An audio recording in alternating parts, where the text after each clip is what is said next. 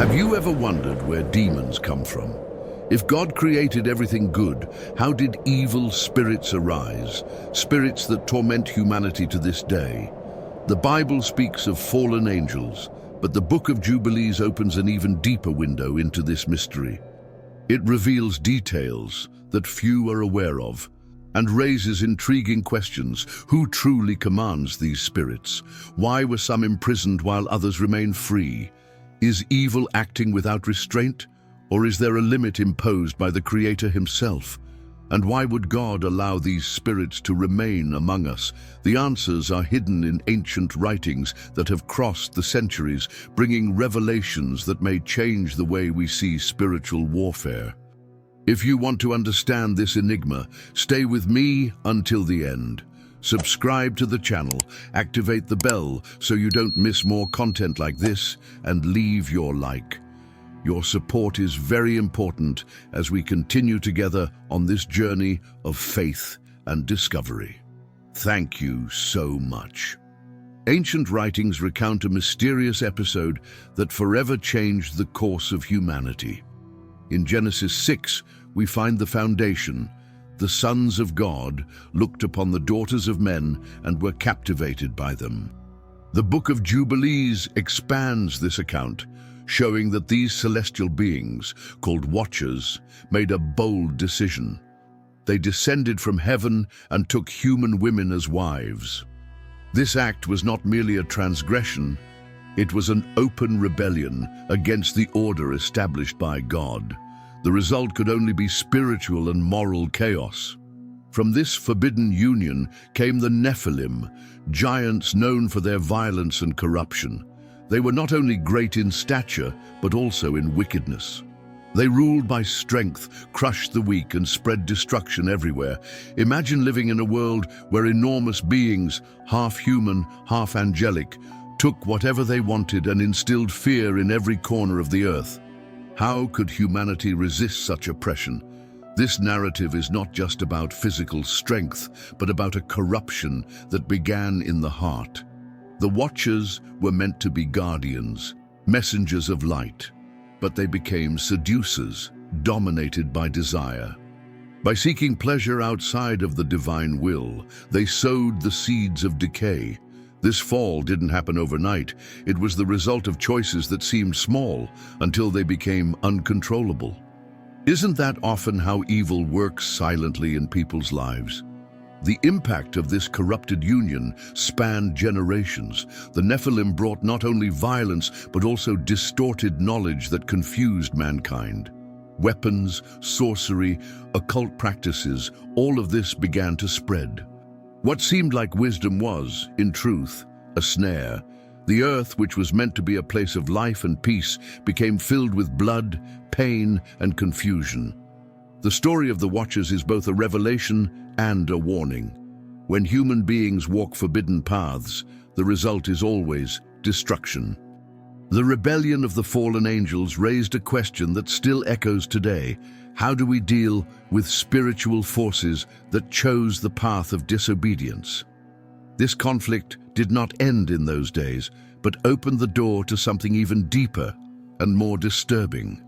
The origin of the unclean spirits that would continue to wander the earth. When the weight of the Nephilim's violence filled the earth, creation itself groaned under such corruption. According to ancient writings, God decreed that this evil would not go unanswered. Then came judgment, the flood, the great cleansing. But even before the waters covered the earth, many of the giants were destroyed in wars and conflicts. Their bodies fell, but something of them remained. This is where the mystery deepens. The giants' bodies perished, but their spirits found no rest. Unlike ordinary men, who return to the dust and await God's appointed time, the spirits of the Nephilim were left trapped between heaven and earth. Without physical bodies, they wandered restlessly, seeking a place to dwell. The Book of Jubilees explains that these spirits became what we now call demons, or unclean spirits. These spirits inherited the wickedness of their fallen fathers. They carried within themselves the violence, arrogance, and hatred against mankind. But now, Free from bodies, they spread like an invisible shadow. No longer able to crush cities with giant strength, they began to oppress in another way, tormenting, deceiving, and tempting humans in their minds and hearts. Have you noticed how often the greatest burdens are not what we see with our eyes, but what hides in the invisible? The Bible shows that demons did not come from nowhere. They are remnants of a forbidden lineage, the offspring of a mixture that was never meant to exist. This explanation from the ancient apocryphal books helps us understand why they seem so determined to attack humanity. After all, they were born of hatred and rebellion. They have no rest, no home, and ceaselessly seek where they might dwell. It's no wonder that in the Gospels we see Jesus delivering possessed people, casting out these spirits that have roamed the earth since ancient days. The emergence of demons, then, is not just a historical detail. It is a key to understanding the spiritual battle that spans the ages. Though the giants are gone, their spirits remain active, spreading temptation and fear. But this story doesn't end here. Right after the flood, a righteous man perceived this danger and raised his voice in prayer. After the waters of the flood receded and the earth began to renew itself, Noah breathed a sigh of relief. He and his family had survived the judgment that swept away all the violence of the giants and the corruption of mankind. But even in the midst of new hope, something still troubled the heart of that righteous man. He realized that the unclean spirits of the Nephilim still wandered, disturbing, tempting, and tormenting his descendants. Evil had not vanished with the waters. The Book of Jubilees records that Noah, seeing this danger, lifted his voice in prayer to God. He did not ask for riches or glory, but pleaded for deliverance.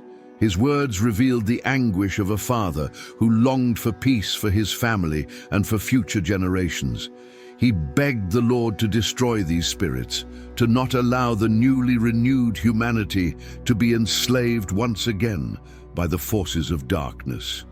This scene is deeply revealing. Noah had seen with his own eyes what the Nephilim had caused before the flood: destruction, blood, and tears. Now, even after the judgment of the waters, he recognized that the battle was not over. Spiritual evil still lingered. It was as if the flood had cleansed the earth on the outside, but an invisible war continued within. Have you ever wondered why, even after great deliverances, we still feel the shadow of temptations and spiritual battles? Noah's prayer was not just a momentary plea. It was an intercessory cry, a supplication that echoes through time. He knew that his children and grandchildren would bear the weight of this struggle. And this detail is powerful. A man who survived the universal judgment still cared to ask for spiritual protection for his own. This shows us that, from the very beginning, humanity's true battle is not merely against external calamities, but against invisible forces that seek to turn hearts astray. Noah prayed, and heaven heard. But the answer that came from God would not be ordinary, and not everyone would be ready to understand it. The Creator had a plan that would both comfort and challenge. Noah's cry did not vanish into silence. The Book of Jubilees reports that God heard the prayer of that righteous man and moved the heavens in response. The Creator knew that humanity, on its own, would not have the strength to withstand the oppression of evil spirits. So he ordered the intervention of his messengers, the faithful angels, to act on behalf of Noah's descendants. Among these angels, the archangel Michael stands out as the great intercessor. He appears in various ancient texts as the protector of God's people and a defender against the powers of darkness. Upon hearing the divine command, Michael interceded for humanity, rising as a heavenly warrior to restrain the influence of those rebellious spirits.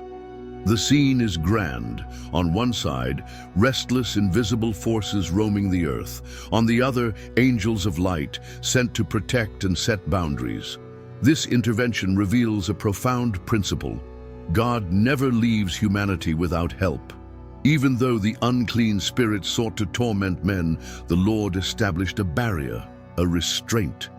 Part of them was imprisoned, prevented from continuing their path of destruction. This imprisonment was not only a punishment, but also an act of mercy, to give mankind the chance to walk without being crushed by the full weight of darkness. Isn't it remarkable how, even in the face of the angels' rebellion and the Nephilim's wickedness, God still showed justice and compassion? The sacred text also leads us to reflect on the nature of spiritual warfare. Many times when we think of evil, we look only at visible events, wars, diseases, injustices. But what the Book of Jubilees reminds us is that there is a hidden dimension where invisible forces operate. And in that realm, God's faithful angels are constantly sent to intervene, protect, and guard. This cosmic war is not fiction. It is part of the spiritual reality that shapes history.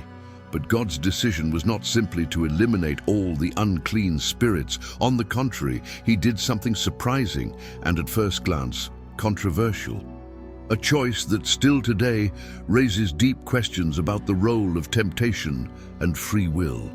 When Michael interceded and part of the spirits was imprisoned, many might have thought the problem was solved. However, the Book of Jubilees reveals a surprising decision. God commanded that only a portion would be truly imprisoned and that another portion would remain free. This decree seems strange to human eyes. Why not destroy all unclean spirits once and for all? Why allow them to continue acting upon mankind? This is one of the most challenging passages in spiritual history. God decreed that only 1/10 of the spirits would remain free, while the others would be confined. The reason, according to the text, was that these spirits would serve a specific role to test and try humanity until the final judgment.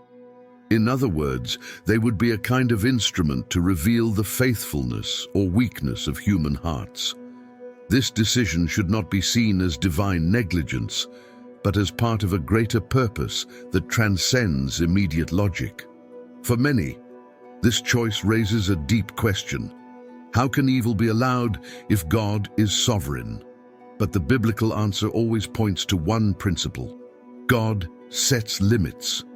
These spirits were not given full freedom, but only the space that was granted to them. Just as with the serpent in Eden or with Satan before Job, the activity of evil forces never exceeds what the Creator permits. Evil acts, but always within the boundaries fixed by the Most High. This detail shows that temptation, though painful, can also be instructive. It is in the struggle against evil's influence that humans reveal their faith, trust, and surrender to God. If all obstacles were removed, there would be no test of perseverance or exercise of faithfulness. The Book of Jubilees therefore helps us understand that the battlefield of the Spirit exists not to destroy humanity, but to reveal who truly clings to the Lord. Isn't it precisely through trials that character is shaped? Yet this divine decision also reminds us that the war did not end with the flood. The world moved forward, but the unclean spirits that remained free continued to act, guided by a malevolent spiritual leader. This commander of darkness is mentioned by name, Mastema, the figure who would become the direct adversary of mankind. The divine decision was both clear and intriguing. Of the total number of evil spirits that emerged after the death of the giants, 90% were imprisoned forever, prevented from roaming freely upon the earth. This means that the majority of spiritual corruption was contained. Even so, 10% remained free, authorized by God to operate. This detail, recorded in the Book of Jubilees, is crucial for understanding the scope of the spiritual conflict that runs throughout human history. These 10% were not left without direction. They were placed under the command of a figure named Mastema, described as a malevolent leader and adversary of humanity. His role was to organize and guide these unclean spirits, giving them a specific mission: to tempt, deceive, and test mankind.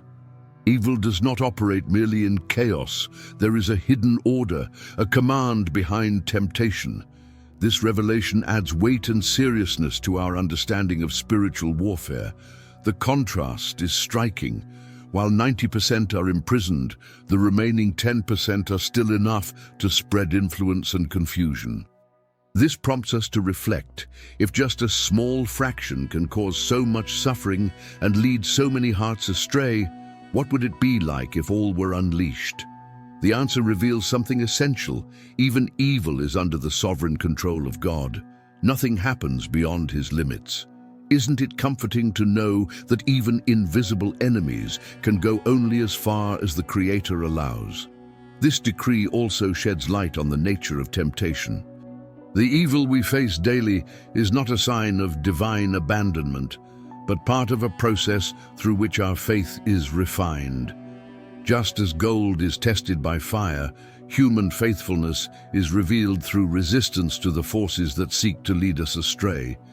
It is in this confrontation that we learn to depend more on God, to seek his presence, and to value spiritual protection. However, leaving 10% under Mastema's command was not merely a practical measure, it was also symbolic. It served as a constant reminder that the cosmic war was not over. The invisible battlefield would remain until the final judgment. And in every generation, mankind would have to choose between faithfulness to the Creator or surrender to the forces of darkness.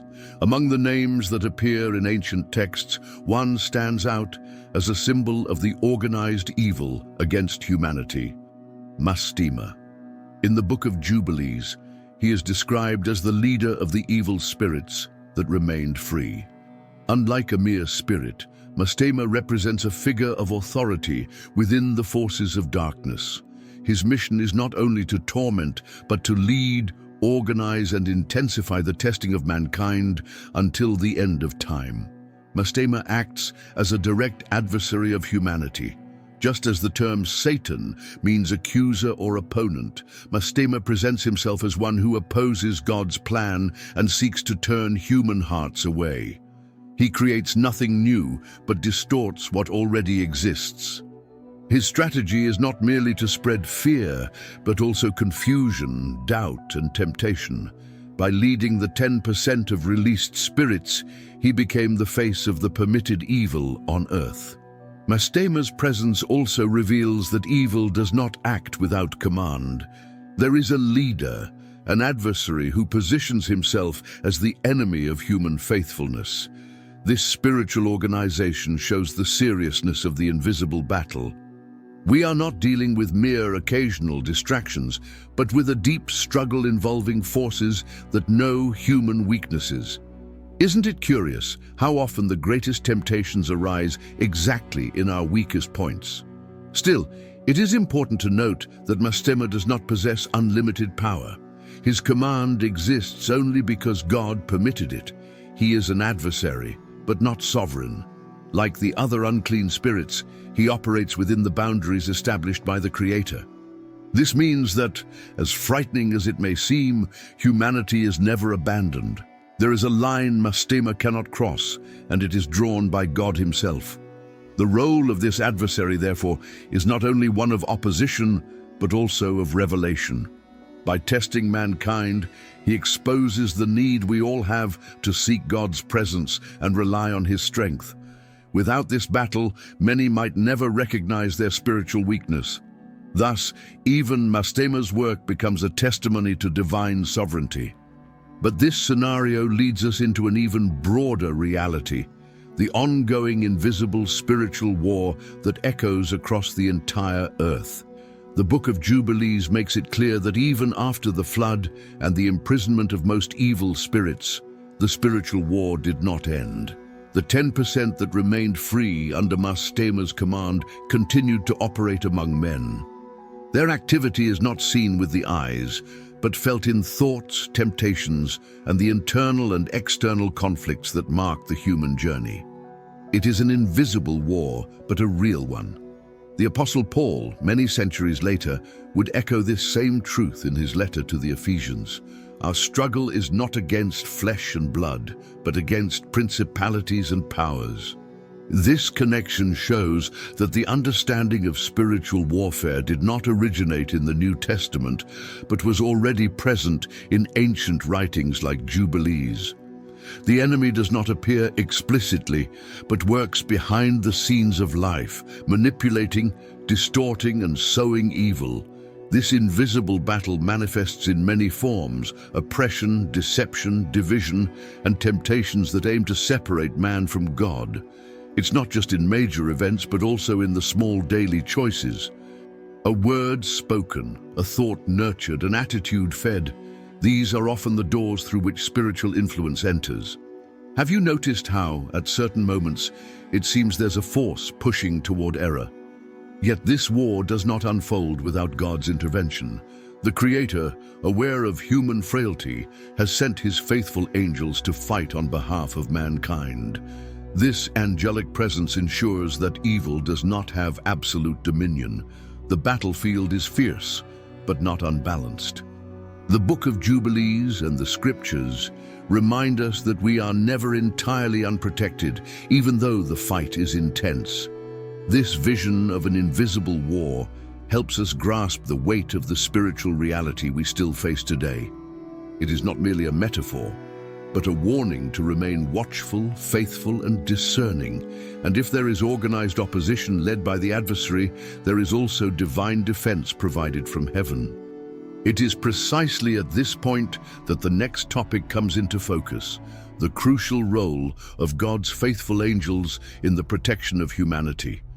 If evil spirits act to tempt and confuse, the Book of Jubilees reminds us that God has not left humanity helpless. Alongside the presence of evil, there is also the presence of good. Faithful angels were sent to protect, instruct, and sustain mankind along the way. This reality reveals a balance in the battle. While the enemy acts to lead astray, God's messengers act to guard and strengthen. These angels are not merely distant figures. They present themselves as protectors who accompany human history, often in invisible ways. In various biblical passages, we see men and women receiving help in moments of danger, and behind those deliverances, angelic intervention is evident. From Abraham to Daniel, Scripture shows that God sends His heavenly servants at decisive moments. The mission of the faithful angels is not only to protect against external attacks, but also to instruct, bringing messages of guidance. They reveal themselves as bearers of God's will, guiding those who seek to walk in righteousness. It is striking to see how, in contrast to Mastema and the rebellious spirits, God's angels always act within divine order, bringing clarity, comfort, and strength. This constant intervention shows that the cosmic war is not fought in just one direction.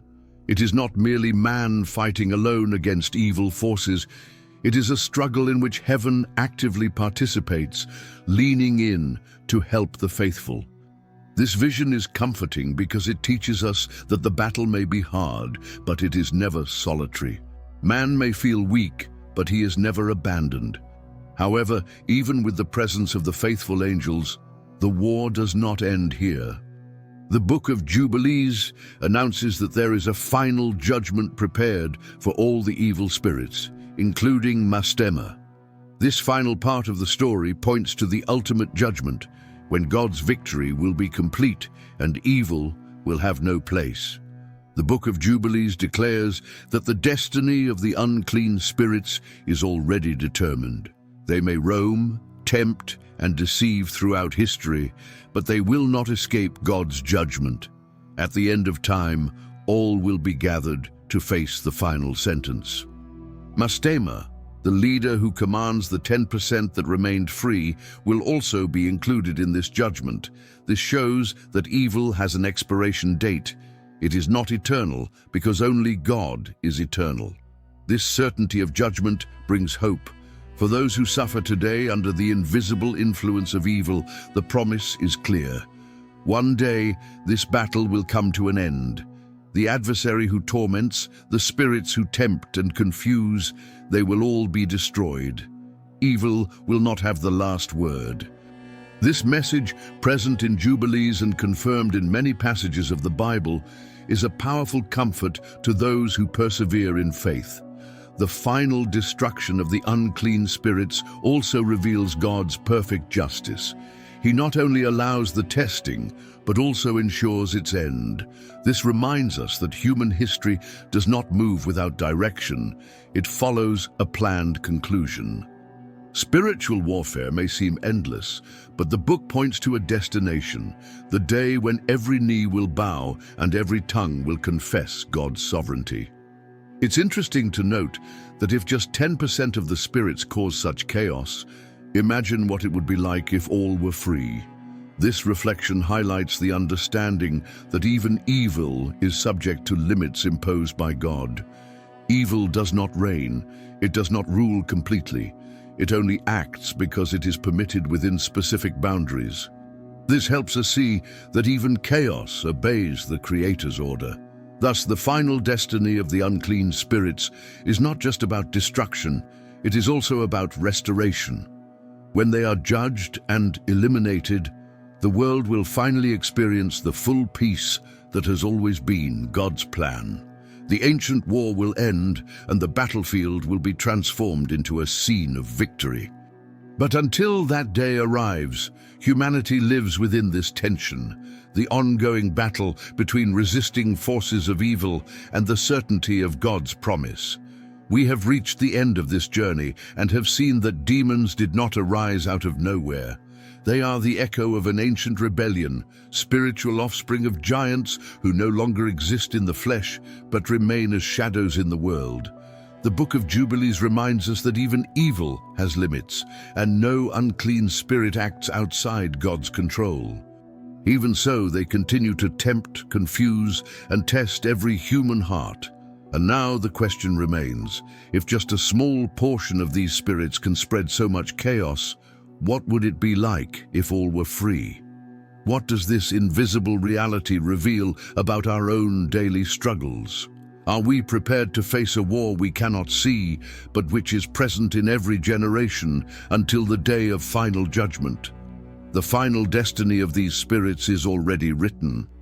They will be destroyed along with Mastema, and evil will not have the last word. Until then, we live in a spiritual battlefield, but we are not alone. Faithful angels fight at our side, and the hope of victory has already been declared by God Himself. If this message spoke to your heart, subscribe to the channel, activate the bell, and leave your thoughts in the comments. Like the video and stay with us in this pursuit of hidden answers in the Scriptures. And may the Almighty God guard your life, strengthen your faith, and always be with you.